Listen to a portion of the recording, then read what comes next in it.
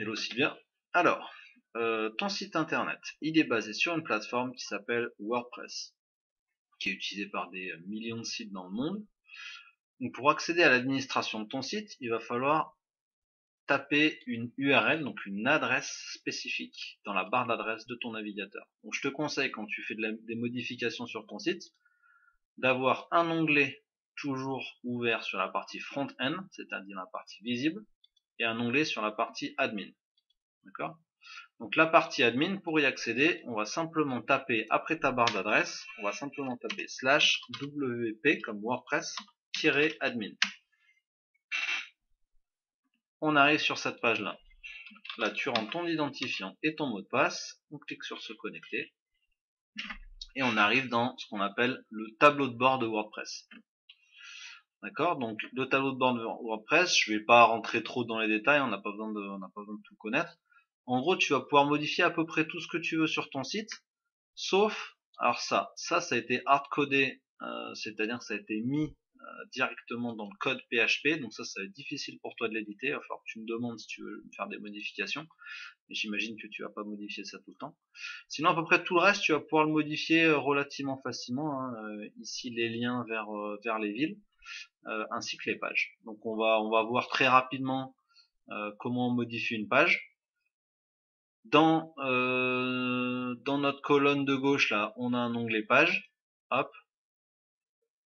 Et là, on a les pages de notre site internet. D'accord? Donc, on a la page d'accueil, on a la page avocat Saint-Paul-Trois-Châteaux, avocat Nyons, avocat Valréas, les avocats du cabinet, service juridique, etc. Donc, comment on modifie une page? Donc, on clique dessus, tout simplement. Hop. Donc là, avocat Saint-Paul-Trois-Châteaux, voilà à quoi ressemble ma page. D'accord? Donc, pour voir à quoi ressemble la page sur la partie front-end, on va cliquer là-dessus. Voilà.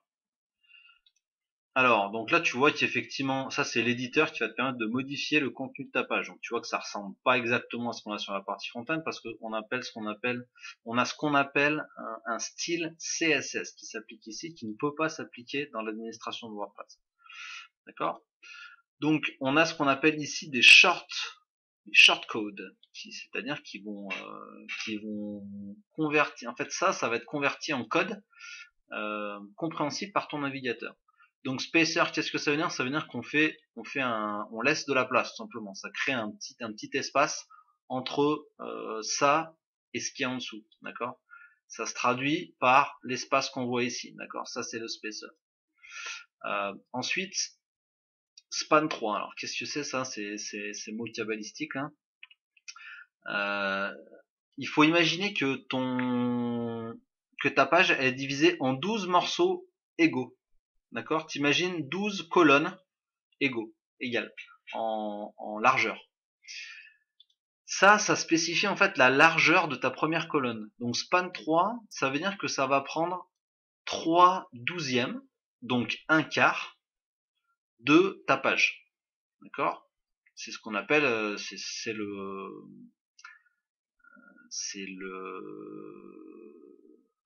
appelle ça le framework Bootstrap. Voilà, pour te donner une information pédagogique. Donc ça veut dire que c'est ça qui va permettre de rendre ton site internet responsive, c'est-à-dire adapté au mobile. D'accord? C'est ce petit span 3 là. Donc en gros, quand tu veux faire une colonne qui fait un quart de ta page, tu dois taper un span 3 entre crochets et quand tu as fini ta colonne, tu mets un span 3 avec un slash devant. Donc là, on voit qu'on a 4 colonnes identiques en taille. D'accord? C'est pour ça qu'on a un span 3 ici, un autre span 3 ici, un autre span 3 ici, et enfin un autre span 3 ici. D'accord? Et ça, c'est la fin de la première ligne. D'accord? C'est la fin de cette ligne-là. Ensuite, je recommence une nouvelle ligne, je mets un spacer entre les deux et je recommence une nouvelle ligne. Donc, je remets un row, donc ça c'est ligne en anglais, donc entre crochets. Je fais une première colonne qui est vide, hein, c'est ce qui est ici là, donc ça c'est vide. Et ensuite je fais un span 3, un span 3, un span 3. Voilà. Donc si t'as pas envie de t'embêter, simplement ça tu les modifies pas, d'accord? Les spans, tu t'y touches pas, tu modifies que ce qu'il y a à l'intérieur. D'accord? Donc là tu vas le modifier comme un petit éditeur Word classique, hein. où tu vas pouvoir taper ce que tu veux ici. Voilà, tu vas pouvoir rajouter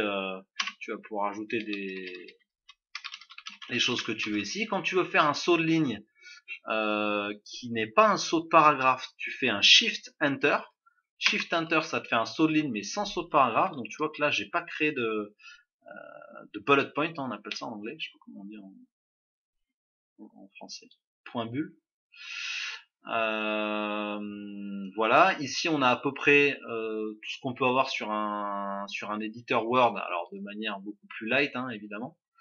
Ne pas appliquer de couleurs, je te conseille de pas appliquer de couleurs différentes, sinon tu vas avoir un site arc-en-ciel, ça va pas être très joli.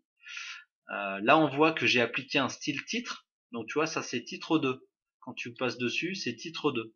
Donc le titre 2 il correspond à un style bien particulier, il va s'afficher voilà avec 7 polices de caractères, il va s'afficher avec des capitales, des lettres capitales, et avec donc là c'est la même couleur mais on pourrait l'afficher d'une couleur différente. Donc je te conseille donc pour tous tes titres, utiliser soit des titres 2, donc tu sélectionnes ce que tu veux, hein, et tu leur appliques le style titre 2, titre 3, titre 4, etc. Le titre 1, je te déconseille de l'appliquer puisqu'il va s'appliquer automatiquement sur le titre de ta page ici. Ça, c'est un titre 1, d'accord? Et ça, c'est utilisé pour les moteurs de recherche. Donc, n'utilise pas le titre 1 à l'intérieur de tes pages. Voilà. Ensuite, pour les images, quand tu veux insérer une image dans un texte, donc là, j'ai inséré ça. Imaginons que j'ai pas d'image. Voilà, donc j'ai un span 3 ici, comme ça. Je vais cliquer sur ajouter un média. Hop. Alors, soit l'image est déjà sur le serveur, comme c'est le cas ici. Moi, je veux insérer cette image-là. D'accord? Donc, elle est déjà sur le serveur. Je vais lui donner, vu que je suis sur la page, je suis sur quoi? Je suis sur la page Avocat Saint-Paul-Trois-Châteaux. Donc, je vais le mettre ici. Je vais ajouter un média. Je vais lui donner comme titre Avocat Saint-Paul-Trois-Châteaux. Ça peut aider les moteurs de recherche. Voilà, donc Avocat Saint-Paul-Trois-Châteaux. Je peux même, donc je sélectionne ça et je le colle dans texte alternatif. Ça peut également aider les moteurs de recherche. D'accord. Voilà. L'alignement, je le laisse à gauche. Et je veux la taille originale de mon image. D'accord. Je peux sélectionner la taille. Si je veux une taille miniature, on va voir ce que ça fait. Hein. Je clique sur insérer dans la page. Et là, ça me fait une toute petite image. D'accord. Donc, si je fais mettre à jour, je vais mettre à jour ma page.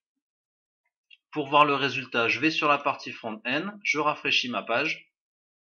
Et là, je vois que j'ai une toute petite image. D'accord. Donc ça ne nous intéresse pas. On va aller modifier cette image. On clique dessus. On clique sur modifier ici. Et on va aller sélectionner taille. On va mettre taille originale. Voilà. Mettre à jour. Et mettre à jour. Et là, on rafraîchit la page. Voilà. Donc ça, c'est si tu veux modifier la page intérieure. D'accord. Enfin, une page interne. Qu'est-ce qu'on peut dire d'autre? Oui, si tu veux créer un lien, par exemple, tu veux créer un lien vers un autre site, tu sélectionnes ce que tu veux transformer en lien, et tu cliques sur insérer, modifier un lien.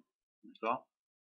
Donc là, soit on fait un lien vers une page existante, d'accord. Donc là, on voit qu'on a des pages qui existent, donc page Avocat Nyons, Avocat Valerias, etc. Soit, donc si je clique là-dessus, ça va automatiquement mettre à jour l'adresse. Soit je veux faire un lien vers un autre site internet. Par exemple, je vais faire un lien vers mon site. Voilà, youdi.fr. Si je fais un site vers un lien externe, je n'oublie pas de cliquer ici, ouvrir le lien dans une nouvelle fenêtre. D'accord? Ça va permettre au navigateur, à l'utilisateur de rester sur ton site quand il va cliquer sur ce lien. Sinon, si tu cliques pas ça, le nouveau lien va s'ouvrir dans la même fenêtre. Donc du coup, il va perdre la navigation sur ton site. Ajouter un lien, mettre à jour. Voilà, là je fais rafraîchir. Et là je vois que j'ai un lien ici. Si je clique sur ce lien, hop, ça ouvre un nouvel onglet vers mon site internet. D'accord? Donc, on va fermer ça. On va évidemment enlever ça. Donc je fais enlever le lien. Voilà, j'ai supprimé le lien. Ensuite, quelque chose d'important quand tu vas créer tes pages, c'est ici le SEO, d'accord? Donc le titre SEO, il doit contenir les mots-clés impératifs que tu penses que tes utilisateurs vont chercher. D'accord? Donc là, j'ai mis avocat et je l'ai mis au singulier de manière intentionnelle parce que j'imagine que les gens cherchent souvent un avocat, d'accord? Ils cherchent pas forcément des avocats. Donc ça, c'est un feeling, hein. Il y a des outils très spécifiques pour trouver les mots-clés recherchés, mais ça relève du référencement, on va dire, professionnel. Donc là, quand on le fait au feeling, on se dit bon, les gens vont chercher probablement avocat Saint-Paul Trois-Châteaux, donc je le mets au tout début. Et puis si j'ai la place, je rajoute le nom de mon cabinet. Voilà. En dessous, je mets une métadescription, c'est-à-dire la description de ma page, dans lequel j'essaye de mettre quelques mots-clés. Donc là, j'ai cabinet, j'ai avocat, j'ai Saint-Paul Trois-Châteaux, d'accord, j'ai service, j'ai juridique, j'ai divorce, voilà. La métadescription doit pas être trop longue. Là, comme on voit, elle fait 12 caractères de trop, donc bon, c'est pas dramatique, mais voilà, si ça sert à rien de mettre 300 mots, ils seront pas affichés, hein. Là, on voit aperçu de l'extrait, on voit à quoi va ressembler l'extrait sur les résultats de Google. Voilà, mot-clé principal, il sert à rien, c'est pour tester si la page est bien faite ou pas, mais je te déconseille de le mettre parce que le système, il est pas hyper pertinent pour enfin, l'algorithme de Google évolue tellement que le système interne à WordPress pour vérifier si ta page est bien optimisée, il veut rien dire du tout. Voilà. Mais donc important de mettre ton titre et ta métadescription à jour quand tu crées une page. Voilà. Idem, quand le titre de ta page ici doit être extrêmement important pour les moteurs de recherche. D'accord? On utilise toujours des mots-clés pour que les gens puissent tomber sur ta page. Donc ça va pas te propulser au sommet de Google, mais ça va t'aider. Ça va t'aider plutôt que de mettre juste avocat Lagarde-Pardo, que les gens risquent pas de chercher s'ils ne te connaissent pas. Donc voilà pour la première étape et l'édition des pages.